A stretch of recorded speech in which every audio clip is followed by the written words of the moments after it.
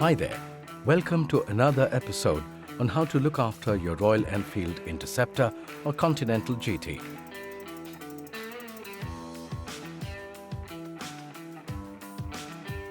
Your motorcycle has two spark plugs.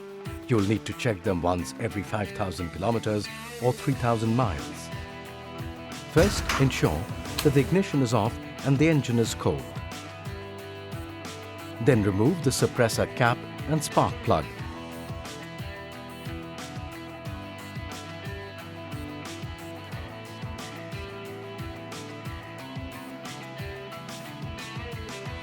Clean the insulator tip and electrodes using a clean cloth and set the electrode gap between 0.7 mm to 0.8 mm. Replace the spark plug every 20,000 kilometers or 12,000 miles. Carbon deposits in the spark plug cause misfiring. Clean them off with a clean cloth. Remove the plug from the engine, leaving the suppressor cap attached. Place the tip of the spark plug against a metallic surface and press the starter button.